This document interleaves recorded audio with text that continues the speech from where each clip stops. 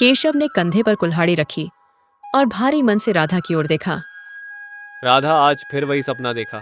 एक छोटा बच्चा आंगन में खेल रहा था, पर जब आंख खुली तो सिर्फ सन्नाटा था। अब मेरी हिम्मत जवाब दे रही है। राधा ने चूल्हे से हाथ हटाए और केशव के पास आकर बोली, क्यों हार मान रहे हो? क्या तुम्हें उस मैना के जोड़े पर यकीन नहीं जो हमारी छत पर बसेरा कर गए हैं? वे भी तो एक परिवार की तरह ही हैं। केशव झुंझलाकर बोला, पक्षी तो उड़ जाएंगे राधा, हमारे बुढ़ापे की लाठी कौन बनेगा? लोग ताने देते हैं, कहते हैं केशव का वंश यहीं रुक जाएगा। दुनिया का काम कहना है केशव। राधा ने शांत स्वर में कहा। तुम आज जंगल जा रहे हो?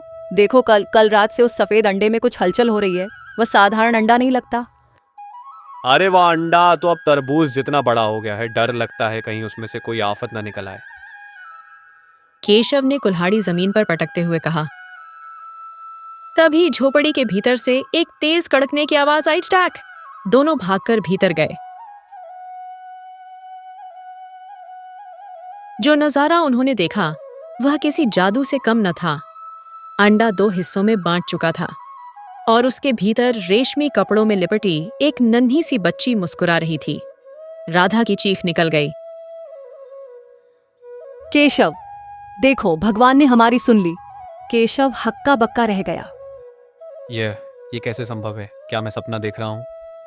बच्ची ने केशव की उंगली पकड़ ली। राधा ने उसे गोद में उठाते हुए कहा, देखो केशव, इसकी आंखें बिल्कुल वैसी ही हैं जैसी मैंने माँ दुर्गा की मूर्ति में देखी थी। आज से यह हमारी बेटी है। हम इसे नंदिनी पुकारेंगे। जैसे जैसे साल बीते नंदिनी बड़ी होने लगी। वह साधारण लड़की नहीं थी। जहां वह कदम रखती वहां फूल खिल जाते। लेकिन गांव के मुखिया जालिम सिंह की नजर उनकी खुशियों पर पड़ गई। एक दिन जालिम सिंह केशव के घर पहुंचा।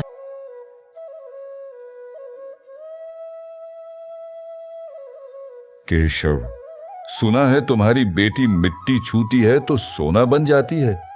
यह लड़की कोई जादूगरनी है या कोई अपशकुन?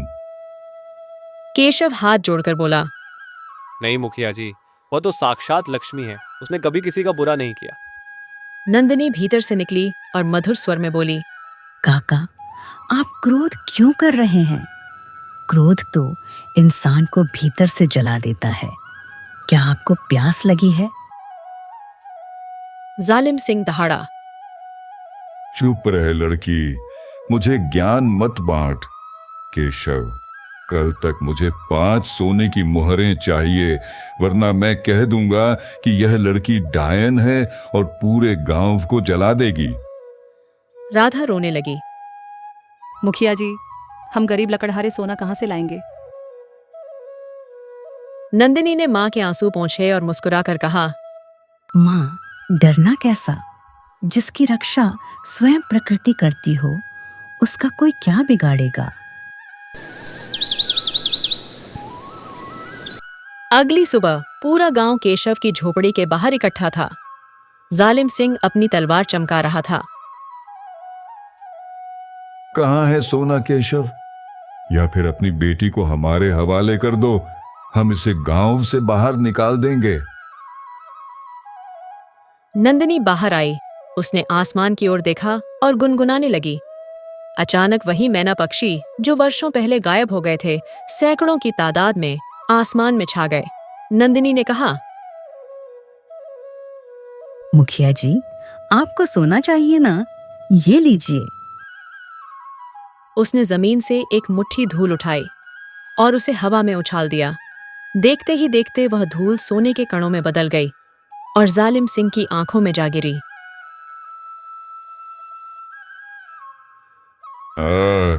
मेरी आंखें, मुझे कुछ दिखाई नहीं दे रहा। मुखिया चिल्लाने लगा। नंदिनी ने शांत भाव से कहा, लालच की पट्टी आपकी आंखों पर पहले से थी काका। मैंने तो बस उसे सच कर दिया। जब तक आपका मन साफ नहीं होगा, आपको रोशनी नहीं मिलेगी। गांव वाले नंदिनी के चरणों में गिर पड़े। केशव और राधा की आंखों में गर्व के आंसू थे। राधा ने केशव की ओर देखा। कहा था ना केशव, ऊपर वाले के घर देर है, अंधेर नहीं।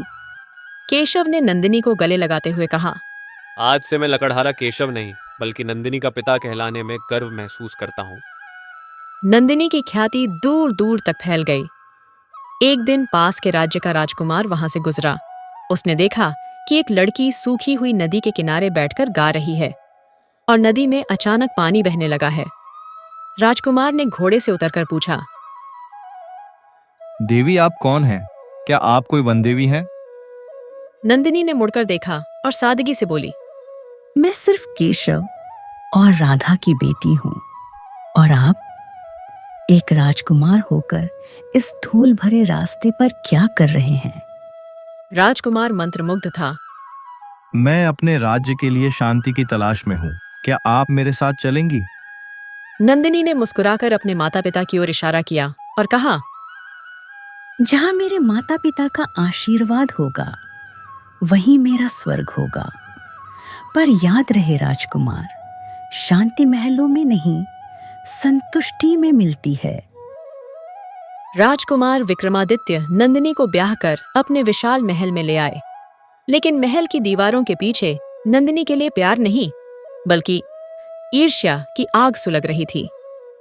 राजकुमार की मां राजमाता चंद्रलेखा को एक गरीब लकड़हारे की बेटी फूटी आंख नहीं सुहाती थी। नंदिनी के हाथ में एक पुराना चमकता हुआ जादुई कंगन था जो उसे उस अंडे के अवशेषों से मिला था।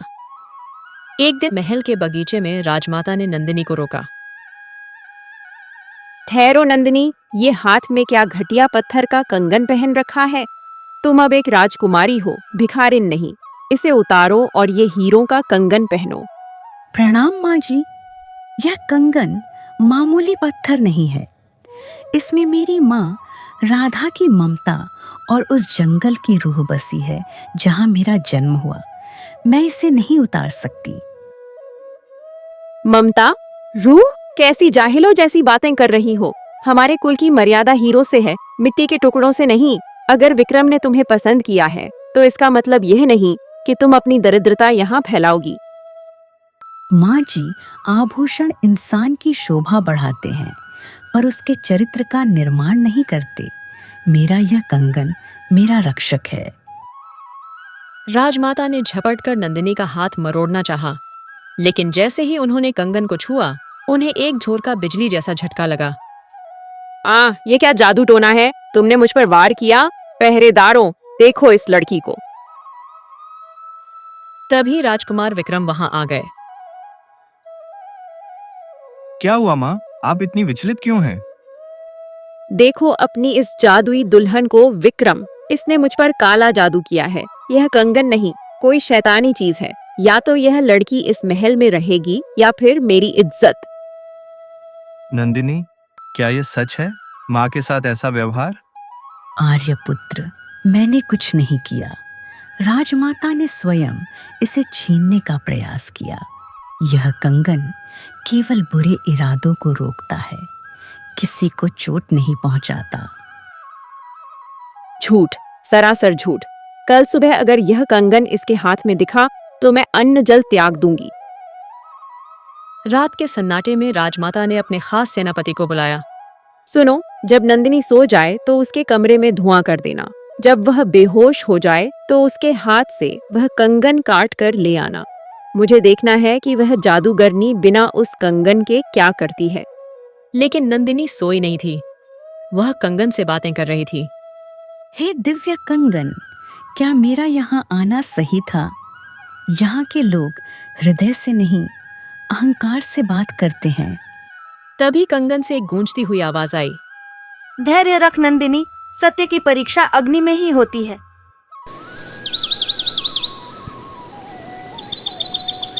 सुबह होते ही राजमाता ने पूरे दरबार में ढिंढोरा पिटवा दिया कि नंदिनी ने महल के गुप्त खजाने से कीमती रत्न चुराए हैं। महाराज विक्रम, आज सभा में न्याय होगा।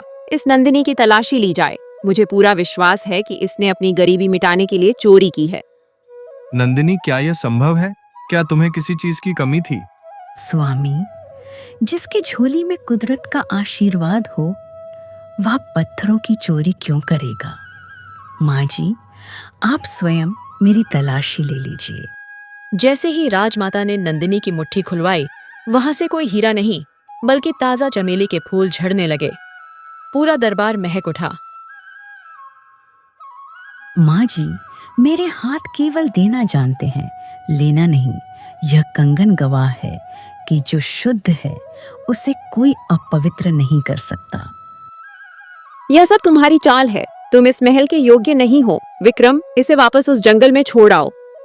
मैं चली जाऊंगी स्वामी, पर माँ जी के हृदय में जो नफरत है वह कंगन नहीं, केवल प्यार ही मिटा सकता है। नंदिनी ने अपना जादुई कंगन उतारा और राजमाता के चरणों में रख दिया। अगर आपको लगता है कि इस कंगन की वजह से मैं जादुई हूँ तो इसे रख लीजिए। अब मैं एक साधारण लड़की की तरह आपके सामने खड़ी हूँ। अब तो मुझे अपनी बेटी मान लीजिए। नंदिनी के इस त्याग और निस्वार्थ प्रेम को देखकर राजमाता का कठोर हृदय पिघल गया। उनकी आंखों में आंसू आ गए। मुझे क्षमा कर दो नंदिनी। मैं महलों की चमक में इतनी अंधी हो गई थी कि एक सच्चे हीरे को पहचान नहीं पाई। तुम वाकई उस चमत्कारी अंडे से निकली एक देवी हो। नंदिनी, तुमने आज युद्ध जीते बिना ही एक बड़ा दिल जीत लिया। नंदिनी ने फिर से वह कंगन पहन लिया, पर अब उसकी चमक पहले से कहीं ज्यादा थी, क्योंकि उसमें नफरत पर जीत की चमक शामिल थी। माँ, अब जंगल और महल के बीच की दूरी खत्म हुई। अब हम साथ मिलकर इस राज्य को एक सुंदर बगीचा बनाएंगे। एक शाम जब महल में उत्सव की तैयारी चल रही थी, तभी एक दूत घायल अवस्था में दरबार में पहुंचा। महाराज, अनर्थ हो गया। राजा कालकेतु की सेना ने सीमा पार कर ली है। वे सीधे महल की ओर बढ़ रहे हैं और उनकी मांग राजकुमारी नंदिनी का जादुई कंगन है। उसकी हिम्मत कैसे हुई? नंदिनी मेरे प्राणों से प्यारी है और यह कंगन उसकी पहचान है। सेनापति, युद्ध की तैयारी करो। स्वामी, रुकिए। रक्तपात से किसी का भला नहीं हुआ। अगर उसे कंगन चाहिए तो मैं उसे खुद देने जाऊंगी। नहीं नंदिनी, वह राक्षस है, वह तुम्हें नुकसान पहुंचाएगा। मैंने तुम्हें पहचानने में गलती की थी, पर अब मैं तुम्हें खोना नहीं चाहती। नहीं नंदिनी, वह राक्षस है। वह तुम्हें नुकसान पहुंचाएगा। मैंने तुम्हें पहचानने में गलती की थी, पर अब मैं तुम्हें खोना नहीं चाहती। माँ, आप भूल रही हैं कि मैं एक लकड़हारे की बेटी भी हूँ। जंगल ने मुझे लड़ना और रक्षा करना दोनों सिखाया है। आप बस। नंदिनी अकेले ही महल के मुख्य द्वार पर जाकर खड़ी हो गई। सामने कालकेतु अपनी विशाल सेना के साथ खड़ा था। तो विक्रम ने अपनी पत्नी को बलि चढ़ाने के लिए भेज दिया। लाओ लड़की, वह कंगन मुझे दे दो और मैं इस पूरे राज्य को अपना गुलाम बनाकर छोड़ दूंगा। राजा कालकेतु, आप एक गहने के लिए अपनी सेना को मौत के मुंह में धकेल रहे हैं। क्या एक पत्थर आपकी किस्मत बदल देगा? यह मामूली पत्थर नहीं है।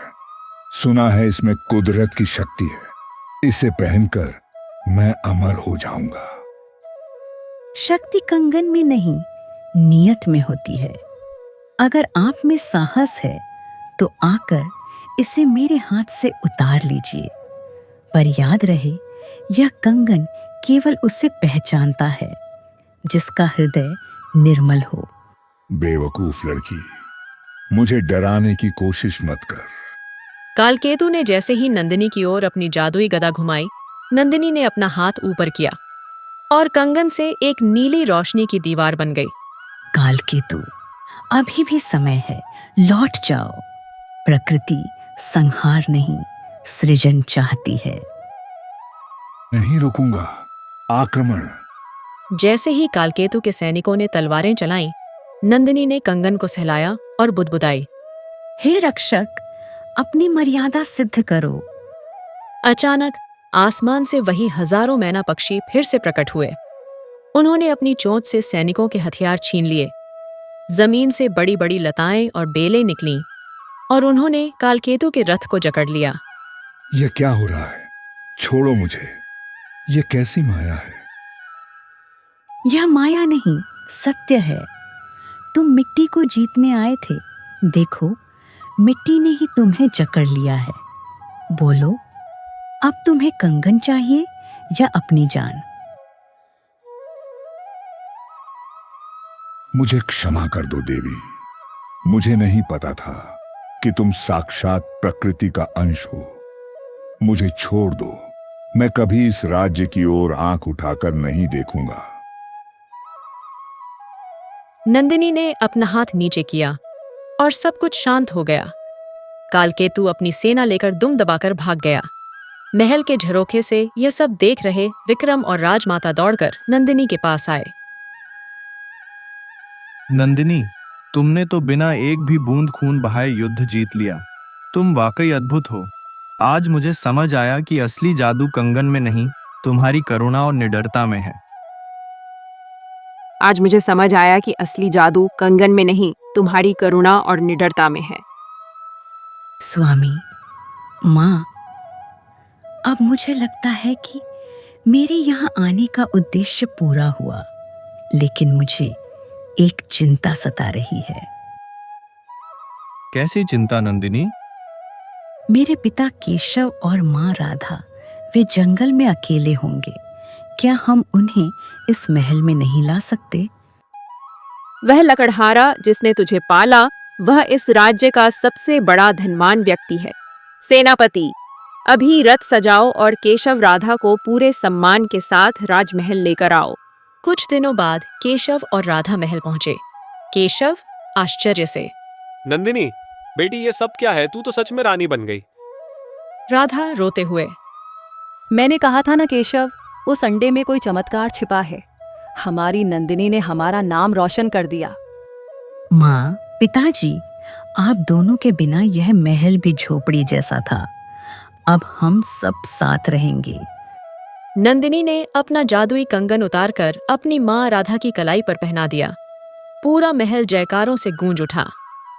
नंदिनी, विक्रम और उनके माता पिता ने मिलकर राज्य को खुशहाल बनाया, जहां न कोई गरीब था और न ही कोई लालची। कहानी की सीख, कर्म ही कुल की पहचान है। नंदिनी ने साबित किया कि इंसान अपनी जन्म की स्थिति गरीब लकड़हारे की बेटी से नहीं, बल्कि अपने कर्मों से महान बनता है। नंदिनी और उसके जादुई कंगन की यह कहानी अगर आपके दिल को छू गई हो, तो ऐसी ही और भी अद्भुत और काल्पनिक कहानियों के लिए हमारे चैनल को सब्सक्राइब जरूर करें और घंटी वाला बटन दबाना न भूलें।